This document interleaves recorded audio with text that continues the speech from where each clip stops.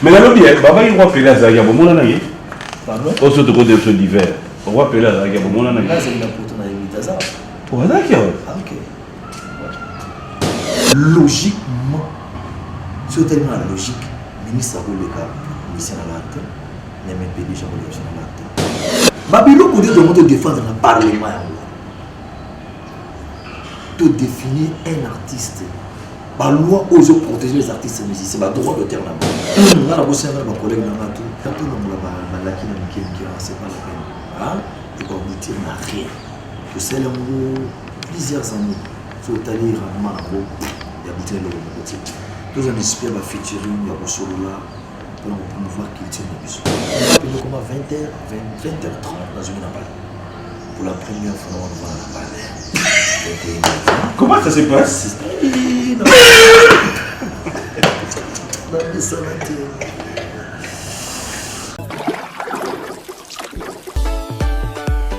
La maison Stelmach vous propose des prestations de qualité pour vos gâteaux de mariage, anniversaire ou autres événements.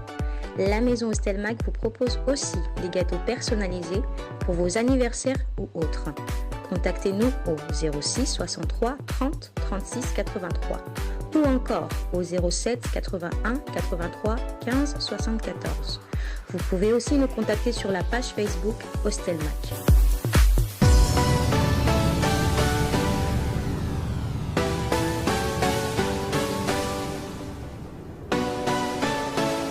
Voilà, un grand merci à Bandeko Bandal, merci à Bandeko Nyon sur le bon marché, merci à Bandeko Limité, merci à vous tous. Hein. J'espère que ces images vous ont donné un peu une idée de l'ambiance. Alors, qu'est-ce qui va se passer maintenant? C'est que pendant la ronde, fidèles téléspectateurs, tous ceux qui m'ont calme, artiste au batan la banzela to leka. To me ko benga bango, se va répondre oui, se va répondre était côté la bango na banda kuna bango. On va commencer avec les premières images. Ça, j'aimerais bien dédier à tous les fans de Wenge Musique à Maison Mère, mais aussi à tous les téléspectateurs. Vous êtes tellement nombreux à Guy Massengo, Electromass, Guy Massengo, qui nous suit en ce net moment depuis Luanda, en Angola. Clin d'œil spécial à toi. Merci à Patrick Baraka. Merci à Patrick Kabouika, PK Service. Tu as été pour beaucoup. Et clin d'œil comme ça à tous ceux qui nous suivent du côté de Dubaï. Faites ça bien, passez des très beaux moments en notre compagnie. Et pourquoi ne pas pouvoir dire bon anniversaire au Moinet de Tendai. Notre rubrique anniversaire, nous allons revenir avec ça quand nous reviendrons avec notre plateau habituel. Mais pour le moment, fidèles téléspectateurs, on va regarder la toute première surprise que l'équipe de B1 Music a pu réserver à Nguer Makanda Weranson. On regarde, on se retrouve tout à l'heure.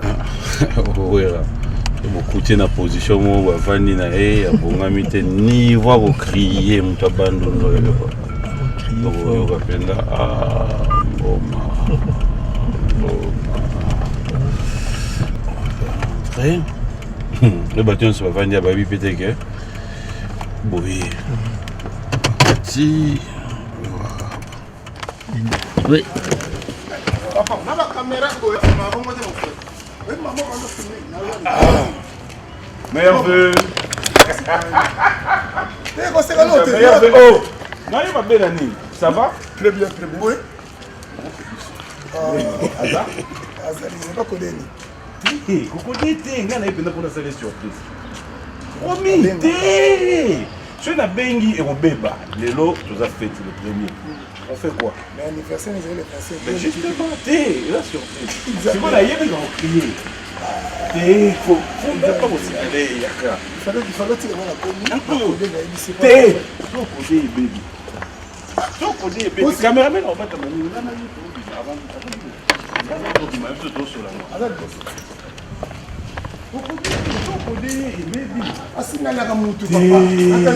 Papa, c'est un blond qui va signaler à la tête.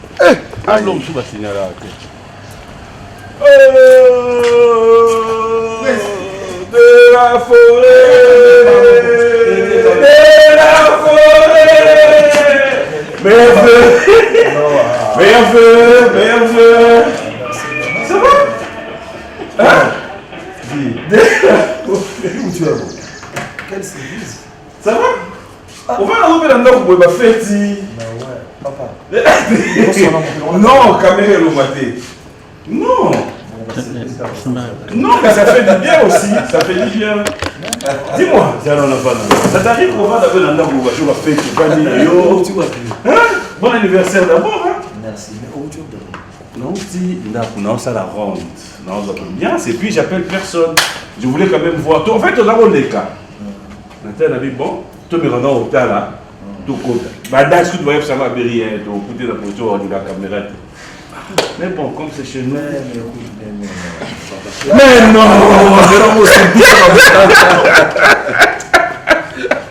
Bonne année, bonne année, bonne année. Merci, merci pareillement. Bonne année. Ah, dans ces pays, quand même, ça fait très longtemps. Hein. Très très longtemps. Nous arrivons sur place, hein? Oui, dans en France, on est confiné en France, et puis on a signé un contrat à Zénith de Paris. Ok. Il fallait livrer l'année prochaine, le 12 juin 2021. Après, il y a eu quand même la Covid-19,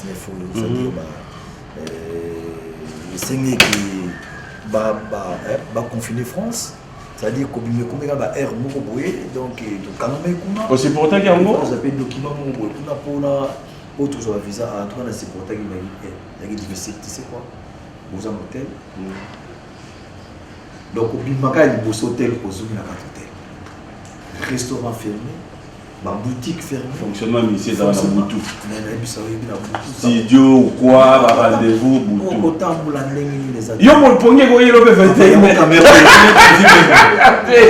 tout solo la biso hein. Mais après, dans l'ensemble, c'est bon. Est-ce qu'on peut confirmer aujourd'hui concert Wana? Oui, c'est confirmé. C'est confirmé. J'ai signé le contrat. Tout on a signé les conférences de presse. J'ai eu des paris avec le roi de la forêt. Donc, ils ont confirmé. C'est-à-dire, mais pour la émission, j'ai eu le temps. Il y a pour Solana, tous les amis, les diasporas. En tout cas, vraiment. Et là, on a ces pays qui accueillent Bayambenga. Dans le moment, ça fait 10 ans. Maintenant, en Europe, nous sommes déjà là. Retrouvailles quoi, consommer retrouvailles donc faire ta culture congolaise aux agriculteurs ici comme on peut savourer musique na biso donc na tant toi qui n'a pas fan mais non kalki ba tumso na mona bango ça fait et puis bana wana oya biso 17 ba kolia ok bana bazaki na ba 11 ans ouais 10 ans après 22 ans ouais oui ba pesa répertoire koyimbi na dia pes koyimbi ko katu no ke kamena pes na kaka la musique. Est-ce que ça sera un concert où tu vas réunir aussi d'autres artistes musiciens Yambo Kanayo? Mais pourquoi pas Baza les bienvenus Baroya na bango ça on a engagé ça fait ta culture c'est-à-dire tout ça pour pouvoir culture na biso botala ga wera moi je suis égoïste baya na bango problème ça te on ka lingo ya na yebo Zénith tango na beta Zénith c'est-à-dire na moment où bazaki na pousse à wera ba monanga muto lingo ratanga zate ayi me wera oyela biso ni nango parce que il y a quand même événement et puis dans moi papa comme interview ben on solo là mais ça fait partie à ma fête ma téléspectateur bonne occasion ma téléspectateur bonne occasion il y a un message. C'est ça en fait, elle est qui te surprendre comme ça. Qu'on prépare ce qu'on est bébé. Qu'on prépare un bébé. Mais là, aujourd'hui, la réalité, c'est qu'on est connu. Dans l'Italie politique, on dit réseau dominé par rapport à l'actualité. Tu ne trouves pas que quand la politique est dominée, l'actualité n'y a combien un peu? Non, les qu'on a une marche à payer, il faut dire la vérité. Il fallait qu'on arrange ma camouflage comme bien.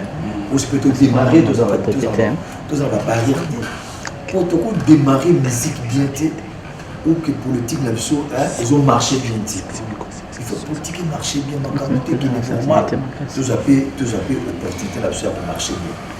Moi, tant la politique, et ça qui ma consultation. Ok, n'a qui n'a la zagité. Mais les gens qui prennent intérêt en mot comme toi, tu vois, puis il y a qui a un mot de loin, même que qui n'a pas de mot raté. J'ai vu mes collègues artistes, la Québec, la présence dans le et puis des journalistes et tout le monde a tendance à faire qui. Il y a une bonne marche à Moka, vraiment, avec des félicitations à son excellence sur ce présent. Félix Tshisekedi Tshilombo, pour Hassani, pour même tous les politiciens.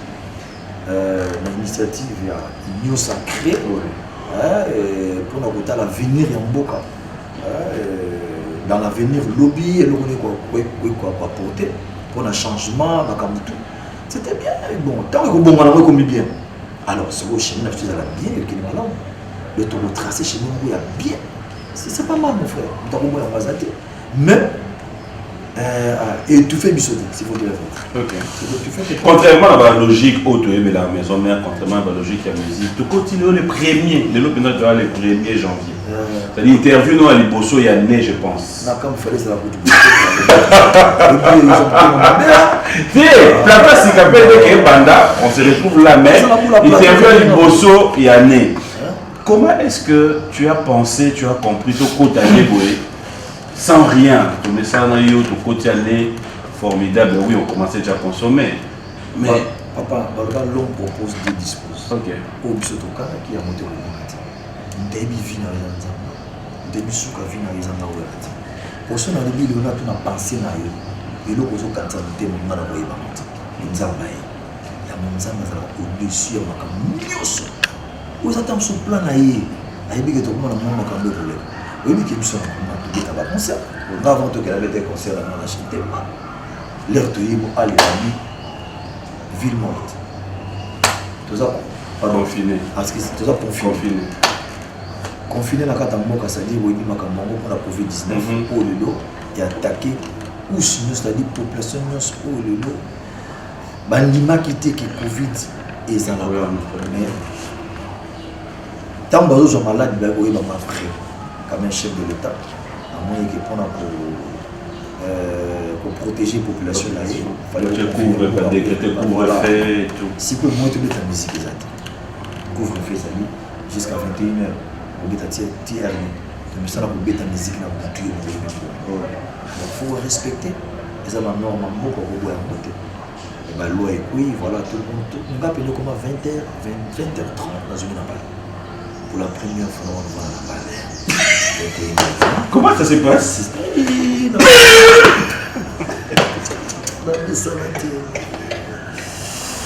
Comment on ça là? Mais il n'y a pas si.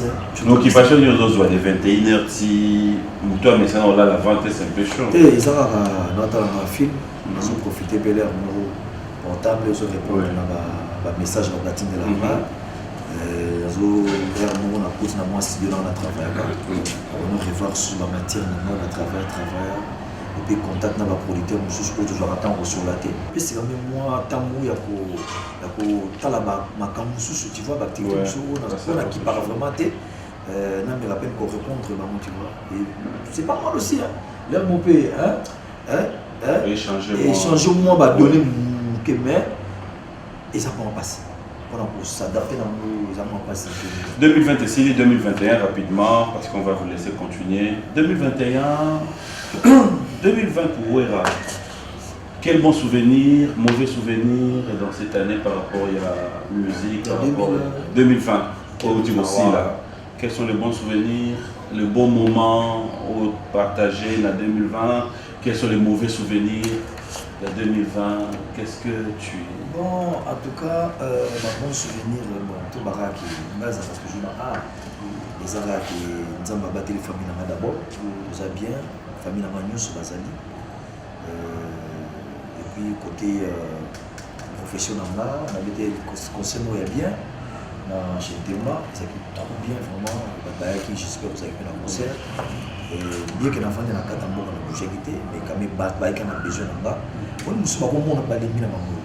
Mais il y a des pousse on a déjà et tout chacun a déjà. Dans l'événement, et puis c'était payant. L'invitation est à la guité, on peut le sentiment que vous avez toujours la force. On veut souvenir du bateau pour perdre la COVID-19. L'aéroport, Awa, tu perds de la Tubélé, tu as la beaucoup. Et puis, dans l'année où on te perd des camarades de mer, Nawal, quand avant de voyager, tu peux perdre des pannes. Il y a un pour tenir le réussissement de Nawal, avant un coma, 4-5 jours à profit, pour devenir Kéliba. Voilà, on a pu se mobiliser, moi et Bélé, tu vois, des taux à 2021. Zamba battre ma campagne qui est bien par la grâce de Dieu. Je te dis que le peuple congolais, Timiniza Awa, le Ibi qui souffrance, c'est ça trop. Les gens souffrent au aussi il faut dire la vérité. Donc pour ceux qui passent ces athées à l'image communauté. Voilà, tout en évolution de ma camisole qui est de l'eau. Échanger, peuple congolais à se retrouver dans ma camisole, à se plaindre dans le discours chef de l'État, dans la belle culture. Nous allons toucher vraiment. Pour chapeau, merci beaucoup. Pour tout à l'heure, dans le côté de la mission, quoi. Tu vois, et dans le domaine de la mission, surtout ça, on a protégé, tout ça, soutenir. Côté culture, bon, on a retombé ni nous voilà, c'est ça. Donc, on a vraiment été très content. Vous avez béni, il faut dire la vérité. 2021, qu'est-ce qu'on va attendre? En dehors, il y a concert déjà, on est là, mais aussi dans le secteur de la musique. Qu'est-ce qu'on peut attendre dans l'année où il y a un projet, surtout pour la musique dans Bissau?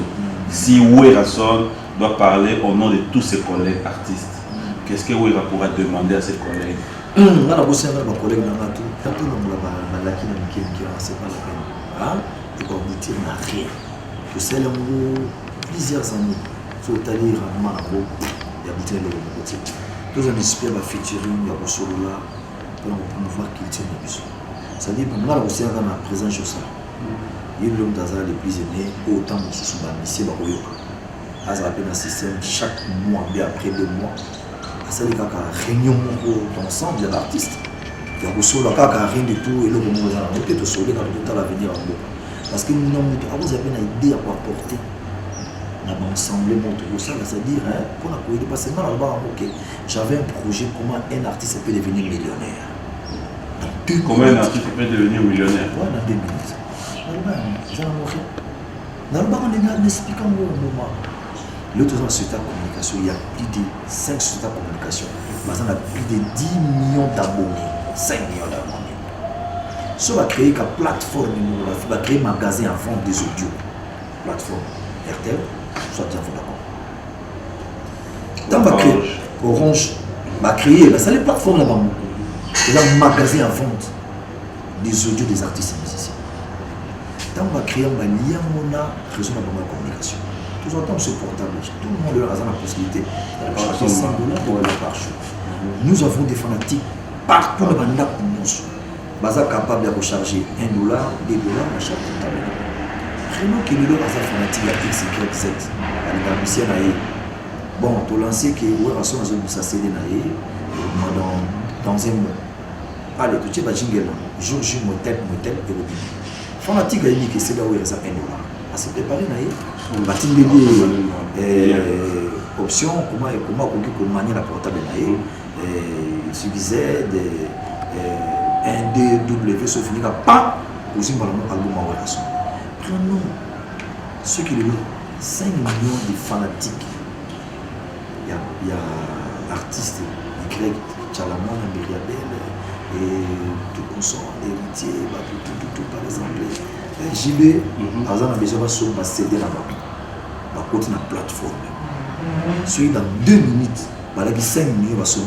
JB, il a combien? Héritier, il a combien? Tchalamon, il a combien? Il y a 5 millions. Du coup, il y a 5 millions.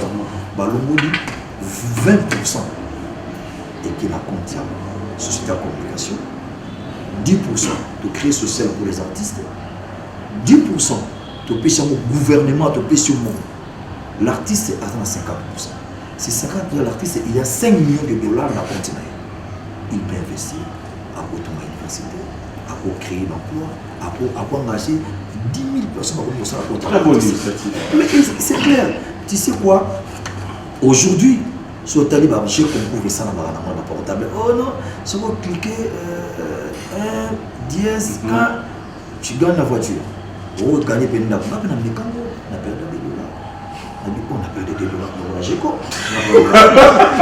Tu sais, il y a combien de personnes qui cliquent dans le Congo mobile, dans R1. Babylone, on doit te défendre dans le Parlement. Tu définis un artiste. La loi ose protéger les artistes et musiciens, le droit de terre là-bas. Et comment tu veux défendre le Parlement? Comment tu comme ça, c'est millionnaire? Les gens ont définir le président de la République, qui est artiste, donc Congolais, millionnaire. Nous sommes côté de la mission. Donc, comment un millionnaire sans voyager, sans commettre un concert, avant de capacités, on a plus de 75 millions d'habitants. L'autre, comment un monde streaming, téléchargement, il y a tout là. on a la label, on a son musique. Ils ont 240 plateformes où ils ont la distribution. Ils ont la idée, ils ont l'algorithme, ils ont la copyright. C'est bien protégé, c'est-à-dire, les longs là. Ils ont la piste comment les artistes ont un bon du coup. Même trop le terrorisme en moi. Mais dans une bonne, on a été à investir. Comment les artistes américains ont l'art? Ils ont la drogue, ils ont la business. On va comprendre où il y a 20 ans passés. Tu imagines que le Lelo a plus de 450 abonnés, 450 millions d'abonnés. Il y a vrai. Quand tu mets un truc chez toi, 450 millions, 100 millions, tu as 100 millions de dollars. Logiquement, c'est tellement logique. Le ministre a le cas, le ministre a l'antenne, même un PDG a l'antenne. Lui, surtout, il faut dans l'arme au excès. On a dit que bon, dans l'arme, on a fait la étudiant campus Minerva, la nous ne pas foutre. Je vous donne 10 millions de dollars pour foutre là-bas dans le campus Minerva. Et ça, on arrive. Pour nous, ça a signé l'argent, on a 2 minutes. Il y a un moment où il faut Fantine, on doit faire Fantine. Mais tout ça, ils ont un projet, des idées autour de ça. Il faut accompagner le télévision. Il y a plein de millions, tout ça là-bas, centaines de conseillers. Mais il faut avoir aussi des idées. Il faut avoir des bons projets. Tout ça, un projet pour les artistes, j'ai dit. Nous avons encore la piste de beaucoup de choses. Ah bon? Mais Nabi, comment tu vous savez? Oui, quand vous avez dit conscient, mais tu trouves pas que tu as porté un plus. Mais bon, on va on votait la tête. On votait la tête. Nous devons voter. Nous devons voter. Mais la lobby, Baba, il va appeler à Zaya.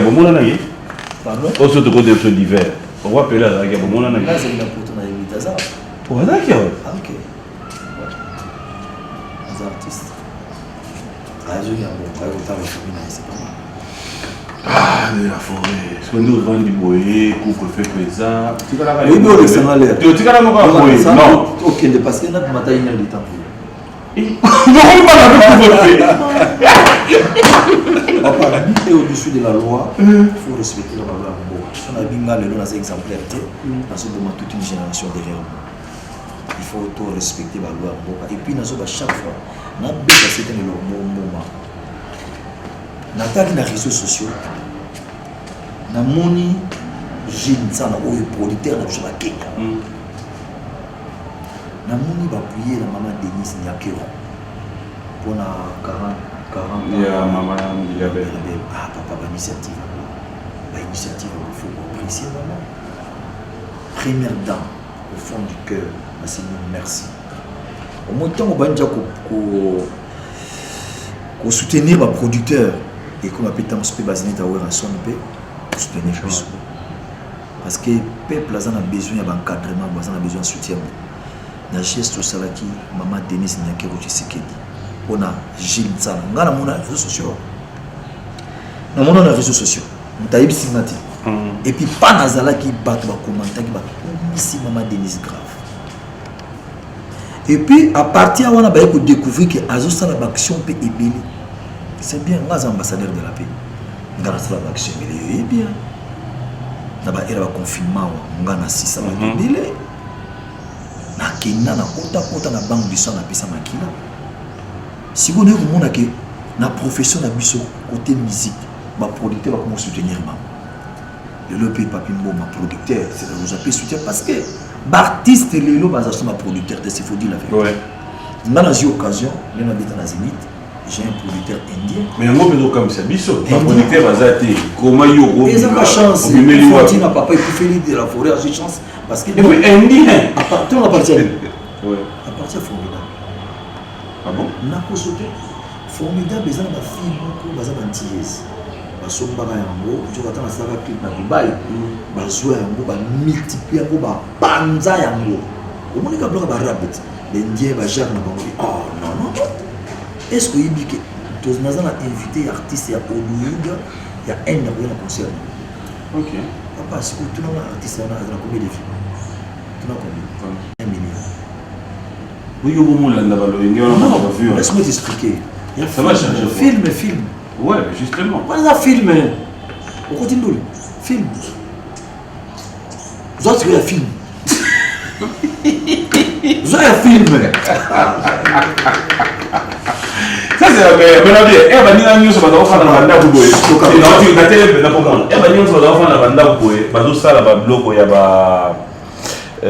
ba acoustique. Tu n'en avais aucune idée. Tu vas dire le monde petit poteau, boum. Yes. Et puis on a félicitations. Non, il y a une question pour mater. Papa, Otiki, tu vas salir na bango, tu m'as dit que tu n'étais même pas intéressé. Tu vas dire boum. C'est quoi l'idée? Félicitations, félicitations. En tout cas, ça félicitations. Merci beaucoup. C'était quoi l'idée? Mais dans le acoustique, on a chez l'anglais à 10 minutes. En fait, acoustique, toi qui es confiné en France, c'est le Rosa des Athées. C'est que Bidens a proposé. Et elle a qui proposé en Haïti. A proposé après, ma fanatique né. Ma yé pour ça la répertoire. Yemba boui, yemba boui, yemba boui. Siko et comme elle ngam. Bah il va dire que c'est tikali. Après 6 mois, il faut bête amour. Acoustique. Aux ans prochain en maté. Bah bino poèse. Nabi en fait ils abattent. Non mais c'était très bien. Blague à part, on a un mouillage chaud. Habité. Aux ans voix mélancolique. Mais on découvre dans un voie vélo. Je bats ta main. Parce que tu découvres on dit. Là, je comprends. Il faut me côté où tu veux éviter. Non, mais tu as très bien chanté. Félicitations. C'est Bidens. Tout ça, on a sur de thérapie. Il y a 5 Bidens. On appelle ici Nokolandou, Saint de la Forêt. Place aux Alines, les Bostenga, on avait des Kishabino, en tout cas, 5 Bidens. Même à l'autonomie dérangé. En fait, à un grand guitariste, ou c'est à un grand. Oui, mais il et faire forcer la vie de la forêt. Aux gens la qualité impossible, la talent, il faut la bimise. Mais Ezaki n'a pas de c'est faut dire la vérité. Bon, parce que quelques faits rapidement. On va finir. Bon, on a présenté d'abord. J'aime bien ton look. Non, on a présenté d'abord à toutes les autorités du pays, à tous les fonds des maisons mères, à ma famille, à tous les serviteurs de Dieu qui vivent l'année 2021. Si on a tellement la télévision. Dans le monde entier, merci beaucoup. Habité ni la reprise sur la chroniqueur, on va pour les artistes congolais. Habité le côté 2021. Donc, c'est là, tout ça là, explique pour vous. Na participé le professeur Bahati Moukoui.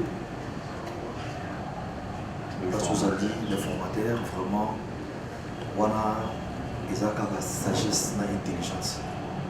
Voilà. Et puis, nous avons remercié l'autorité sur Mboka. Nous avons présenté d'abord Bafé dans Maya Liboso, par respect pour la Bélambo, il faut d'abord la chaîne de l'État. Le but de l'année, quand on a la salle de prédication, l'Assemblée est pas acquis parmi. Au moni, Kocha Mboka na Mboka Nzambe, qui est ratalati. Nous sommes où tous allés à Rolanda, même dans la conseil le 31 décembre, donc on a fait des prières, bien qu'ils aient sauté parce que. Quand on a Covid-19, nous sommes obligés de respecter le Mboka. Mais dans la logique pénale, donc il n'a pas veillé par contre, non, il n'est pas fait dans la matrice. La vie qui n'est pas de bon. Frère, on fait pas ça.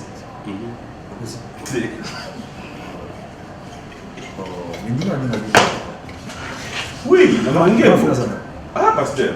Est-ce qu'il y a une église? Oui, il y a un grand frère dans la.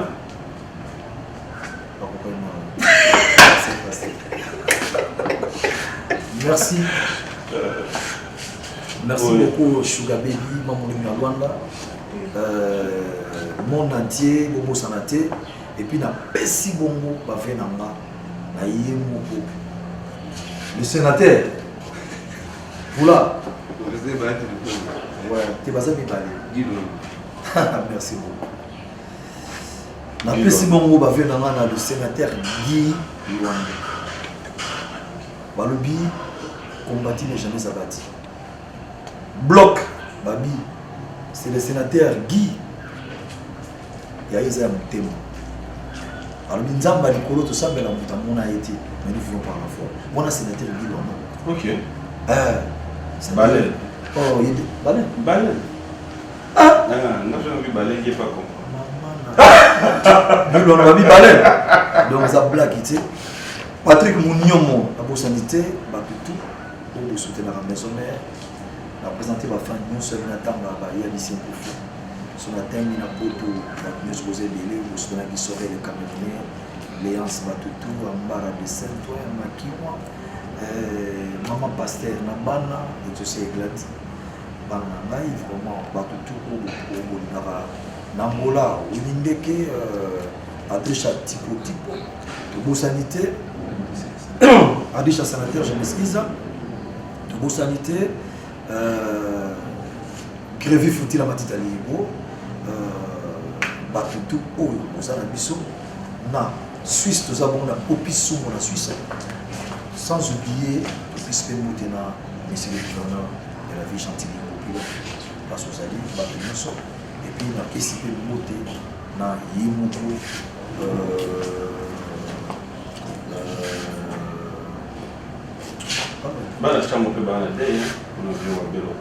vraiment, présenter ma condoléance dans la famille Wabelo Rango, présenter ma condoléance dans la vie de Mbaki, à Paris, Auto Kundaï, Mbaki, Wabelo Rango, et puis tout est pour la maman, papa, la docteur, et tout le monde.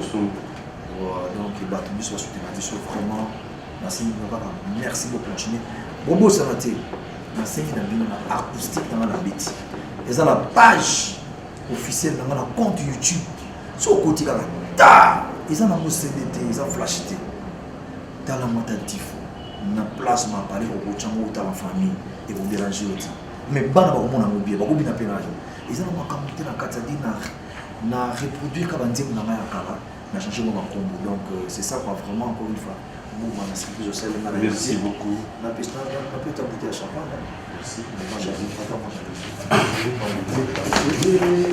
Bon, quand tu as fait caméra, c'est là-bas.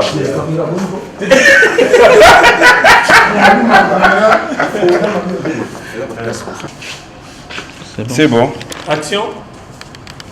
Oh, ça c'est gentil. Et même pas ta salade, on va voir allié. Merci beaucoup.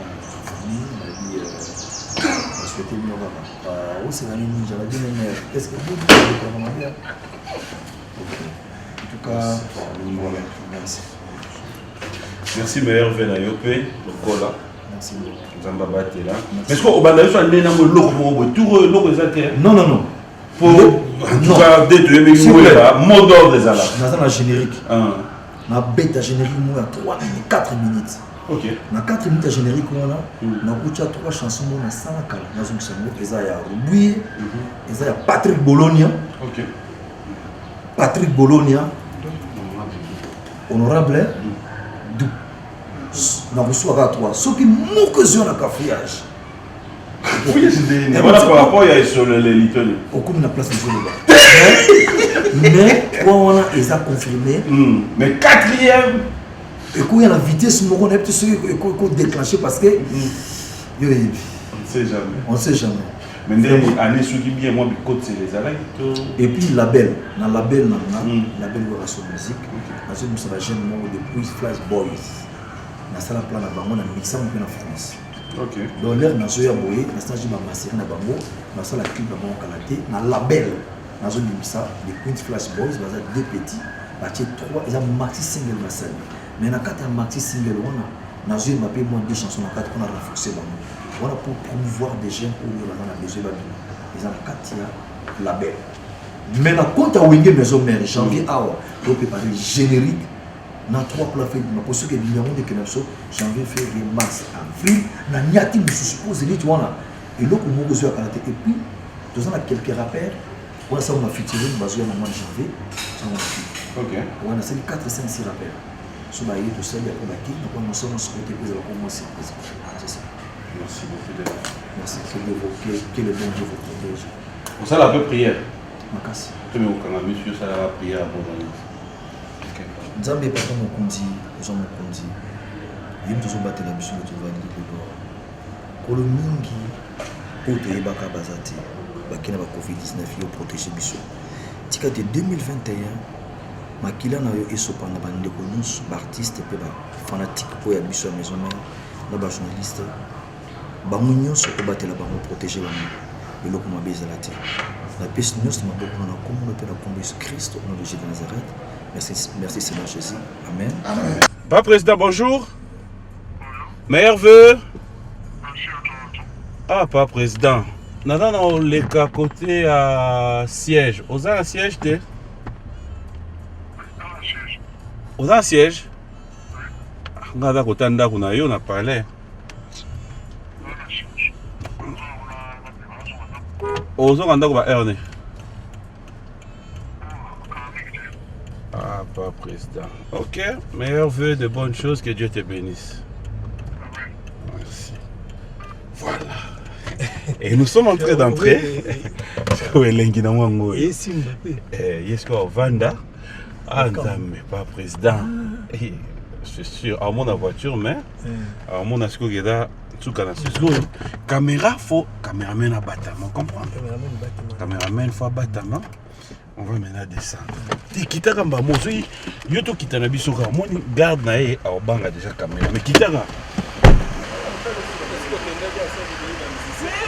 Azawapi possible papi c'est non ça Azawapi non ça la rapport na yo mais mais alobi na za awa azana na na bomba ki mais na quitte na ebisa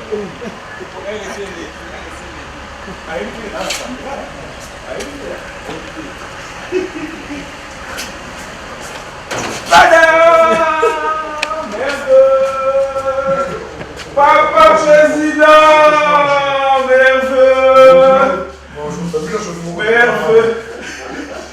Est-ce que vous respectez ma vie mariée?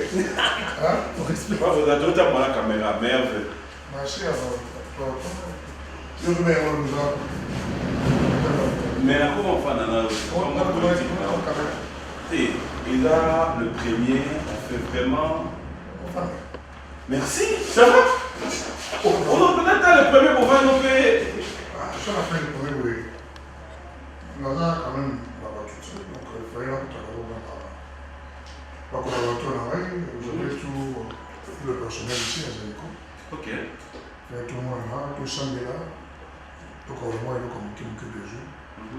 On veut le passer, on a passé 10 mois. 10 mois sans production. Sans production publique. C'est bien pour nous. Quand même, on a créé. C'est bon. Ça a été 2020 qui venait aussi là. C'est comme tout le monde, 2020 ça n'a pas été. Ça n'a pas été. D'abord, on a perdu beaucoup de nos proches.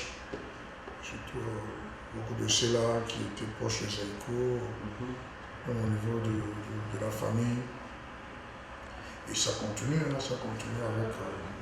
à cause de cette saloperie de la Covid-19. Voilà. Mais personnellement, quand tu regardes maintenant la réalité en face, nous sommes obligés à affronter à Neuzo-Bana. Comment tu t'y prends? Comment tu te décides? Comment je m'y prends? Comme je le dis tout le temps.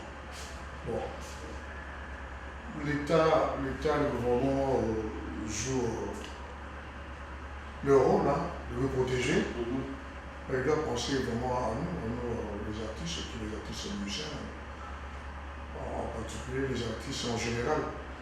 Comme je vous disais ici, on a passé 10 mois sans prestation. Nous sommes rentrés tous le 1er mars, et une semaine après, il y a eu ce discours du chef de l'État avec ce confinement, cet état d'urgence sanitaire. Donc, nous sommes pénalisés. Bon. On a essayé encore de frapper au niveau de la porte de la présidence, on attend la suite. Si on peut avoir une aide. Parce que nous n'avons que ça à faire. Tous les artistes musiciens, même nos collègues des autres disciplines comme les dramaturges, nous n'avons que ça à faire.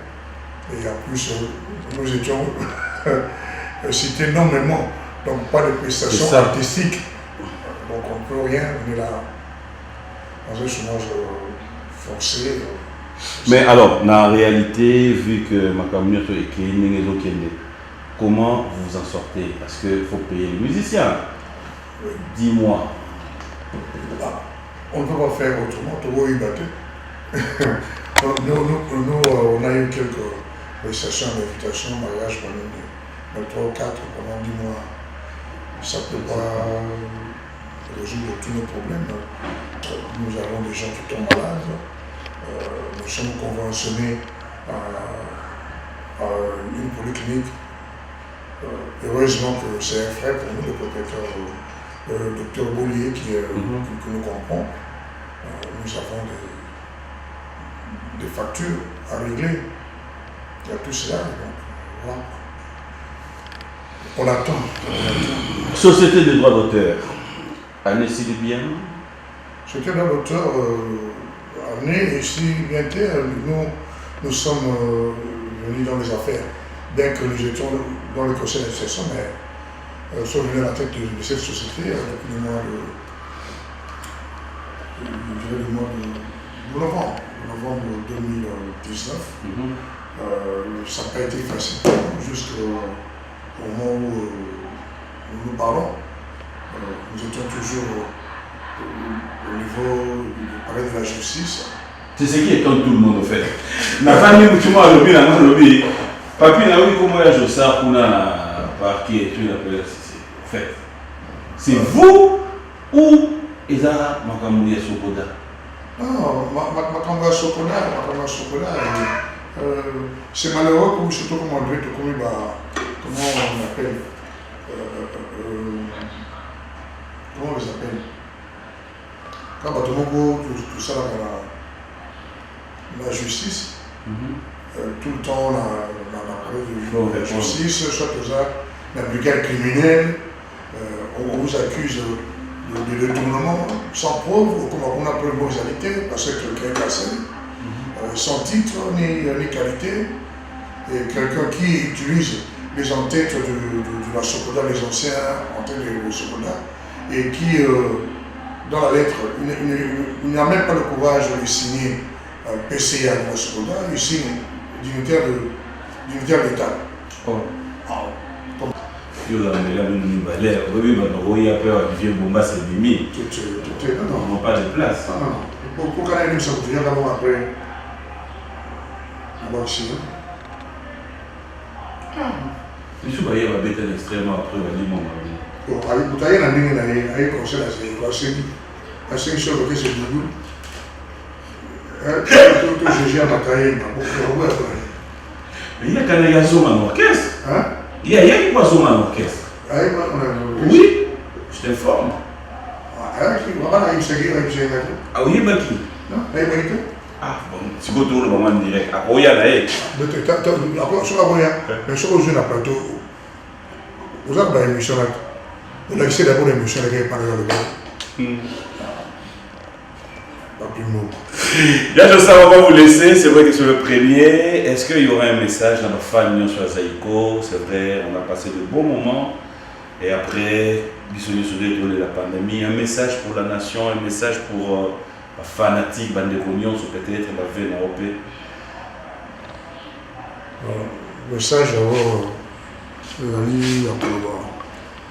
fanatique à Zaïko, la Bandekonion, sur Tommy Kebissa.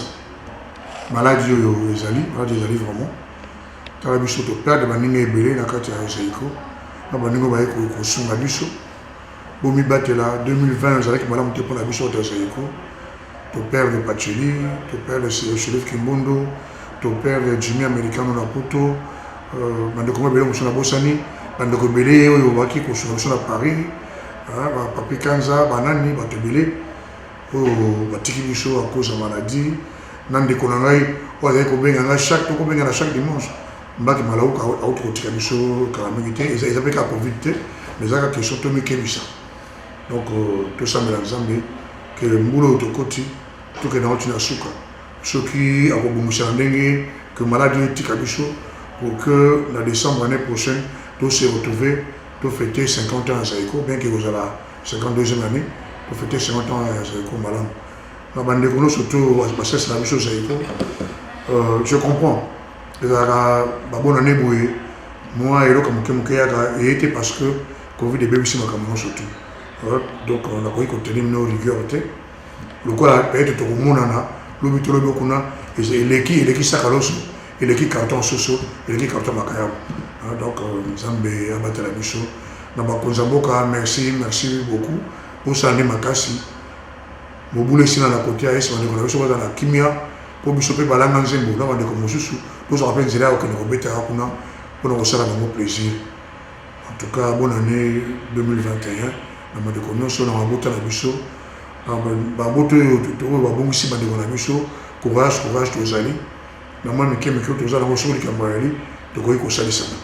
merci beaucoup. Merci beaucoup. Et ça ressemble à la paix. Oui, bien.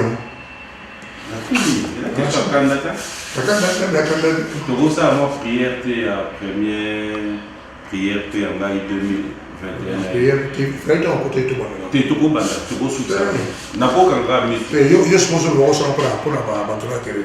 C'est juste une prière que je demande. Je le demande de tout cœur. Merci. Voilà, c'était Yajossar Nyokalongo. Merci Yajossar. Merci Yajossar. Je sais que après émission Awa, nettoie dimanche, Babi vie est commis à Toura Moi. Moi Jingle Bar Moi. Moi Chetemba Moi. Moi Next Club Moi. Oh Coco Jambo Moi. Kalench. Malebo. Malebo penaya Moi. Basilique. Toura Tongo. Basso de Mouton pe Fungwami. Hier, fidèles téléspectateurs, nous avons observé qu'il y a eu le premier tonneau. Ça m'a fait un peu mal dans le titre, mais bon, le premier tonneau, Nassau de Mouton, faisons trop attention. Bon, parce qu'à l'occasion de voyager, tout le monde a un peu de paya, bachango pewana. Si attends moi vitesse oyoko matela nango Nassau de Mouton, ça te coûte rien. Et aussi, cela ne veut pas dire que l'artère y a César Okanga. Non. Non. Tout mes caca aux alamous et kenge. Bandego pe badana non-respect à couvre-feu. Tout le monde a une image dans les réseaux sociaux de tamboli. Bandeko ba shimba maki na ba boîte. Respectons fidèles téléspectateurs, mibeko yamboka. C'est pas pour eux bakondi, mais ça pour nabiso. Tout mes caca ça l'effort wana. Trop de bonnes choses à mon ami et frère, Modéron Timba. Merci à Yves Mouyège. Clin d'œil spécial à toi, meilleur vœu à toute la famille. Et un grand merci comme ça aussi à Trésor Moutiki. Merci à Jack Mbouania et merci aussi à Koms Moussampa qui est ici à Kinshasa. Bon séjour au Major Betou d'Angola. Fidèles téléspectateurs, juste après Yajossar, je vous donnerai cette fois-ci l'occasion de pouvoir vivre aussi quelques artistes qui ont pensé présenter leur vœux à travers cette émission B1 Music. On regarde. Bonne année la famille, c'est votre artiste Inos. Je suis là pour vous souhaiter bonne année à tous mes fans. Vous avez été là pour moi toute l'année. Vous avez, malgré les difficultés, vous avez bien reçu tous mes projets. Donc en tout cas, bonne année et merci. J'arrêterai jamais de vous remercier pour ça. B1 Music, l'émission est ça la Rambatu. L'émission qui me reçoit et me donne tout le respect. PM Papi Mboma, les seuls et l'unique. En tout cas, merci beaucoup. Merci pour le soutien. On a en direct à Lomé, on a Escal, on a Kin. Mais en tout cas, il fallait lancer la vidéo. Oui, je n'ai pas fêté avec vous, mais la tout ça la mobile. Donc, bonne année toute l'équipe B1 Music. On est ensemble de la part de votre artiste Inas. À suivre. Bonjour la famille, ici votre artiste Fabrice le Métis Noir. Je viens pour cette petite vidéo pour présenter mes vœux le meilleur. Bonne année à tout le monde. Que le bon Dieu vous bénisse. Cette année a été très pertinente. Il y avait beaucoup de difficultés. On a passé des moments horribles. Mais grâce à Dieu, on a réussi à finir cette année en bonté. Et je vous souhaite toutes les bonnes choses de la vie pour cette nouvelle année 2021 qui débute en paix. Que le bon Dieu vous bénisse. Bonne année à tout le monde. Et j'ai dit un mot pour notre émission B1 Music de Papi Mboma PM. Papi, continue à nous faire de belles interviews. On compte sur toi. Et Dieu, ici Fabregas, chef terre. Hello, salut Mbote, this is your boy l'Illuminé Lumino. Avant tout, j'aimerais remercier tout le monde, famille, amis et surtout vous les fans qui avez fait de moi ce que je suis aujourd'hui. Vous m'avez supporté pendant cette année 2020 qui a été une année compliquée, tragique, surtout à cause de cette pandémie. Mais grâce à vous, Ndima a été un succès aussi localement qu'internationalement. Grâce à vous. Et j'espère que cette chanson vous a édifié et continuera de vous édifier en cette nouvelle année 2021. Merci de m'avoir supporté. Merci de continuer à me supporter. D'ailleurs, au moment où on parle, il y a le nouveau single intitulé Plus haut qui est déjà disponible sur toutes les plateformes digitales.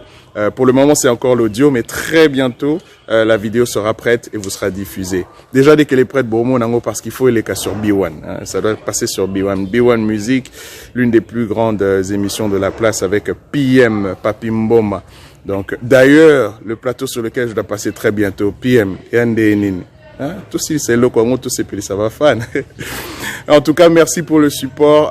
Encore une fois, je vous souhaite tous les meilleurs vœux possibles, que le ciel continue de vous bénir abondamment, que vous allez de succès en succès sur tous les projets que vous avez.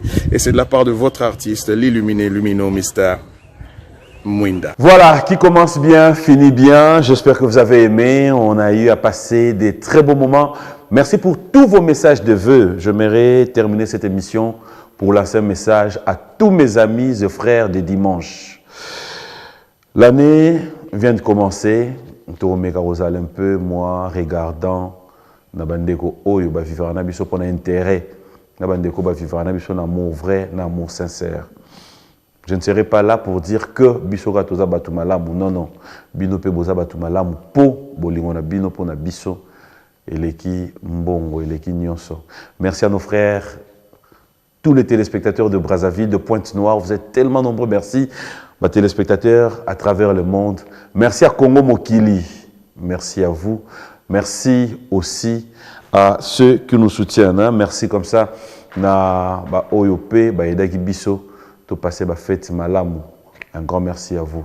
Je serai peut-être ingrat pour ne pas reconnaître l'apport de l'équipe sur B1 Music. Sur B1 Oyo de temps en temps, laissez-moi vous dire un grand merci. Le PDG Fernand Massala, Elo Jakwala, Exo Business, Gay Mamadou, et pourquoi ne pas dire un grand merci comme ça à Kadis Mbouyi, Maître Ancien, un grand merci à toi, Mireille Kinyoki, Oyabiso, Meli Kisombe, Oyabiso, et merci à Fiston Boboli. Tu as été pour beaucoup aussi. L'année 2020, Oyocholeka, merci à toi. Merci à Tichou Mangouta, Dirkab, de près ou de loin, tu restes dans mon cœur. Trop de bonnes choses à toi. Gracien Tsakala, Lévi, le bourgmestre Bailon, merci à vous. Merci, merci, merci, merci à Maître Kazi, son éminence. Pourquoi ne pas penser au sénateur Guy Luando? Merci à toi, merci à Alain Balaï, merci à Sissi Malamba, Clarisse Mobedi, bon anniversaire à Eliane Bamputu, merci au vieux Bernard Moukeba, Man Gopos, hein? Jonathan Gopos et Jackson Boliko, Oyabiso. Bonjour et bon dimanche à toi mon ami Hervé Ondekane, toute la famille, et je pense aujourd'hui dire une fois de plus un grand merci à tous les amis, surtout la famille Mandar. Je vous porte à cœur, dites-vous que vous resterez là. Ça n'est fini pour aujourd'hui, fidèles téléspectateurs. Bandeko nyonso oyo baozana bolingo ya ozala na équipe ya B1 Music. Envoyez-nous vos noms par texto parce que de la semaine prochaine, il y a une bande passante ya Sika. Mission Oyo. Bandeko nyonso bazana na besoin comme sponsor, partenaire de cette émission. Prenez contact avec nous. Faites comme Edni, faites comme Upfront Technologies, faites comme Orange, faites comme Yabiso. Merci à Deo Kassongo, Eric Kassongo, à vous tous, j'ai dit un grand merci. Ça n'est fini pour aujourd'hui, c'est-à-dire Zoba, na Zoba, Basala Zoba Moko. Maële na Maële, Basala Rapé Maële Moko, Maële Wana Yangoyo, et ça dit que équipe Oya B1 Music, et ça la costaud, Nenge Jerimbu, Azarana Richard Kabala, Nabandego Nyonso, Nenge bel ami, Azarana DJ Rissel, Nenge P, Moïse Samani, azalarana bandeko na biso nyonso et pourquoi pas ndenge DJ Frank azalarana KMP Chentemba. Meilleurs vœux à toute ma famille, maman Mboma, maman Rose, je t'aime tellement trop. Que te dire de plus si pas te dire un grand merci. Allez, ça n'est fini. Je vous retrouve le dimanche prochain dans un autre numéro de cette émission. Au revoir. La maison Stelmach vous propose des prestations de qualité pour vos gâteaux de mariage, anniversaire ou autres événements. La maison Stelmach vous propose aussi des gâteaux personnalisés pour vos anniversaires ou autres. Contactez-nous au 06 63 30 36 83 ou encore au 07 81 83 15 74. Vous pouvez aussi nous contacter sur la page Facebook Stelmach.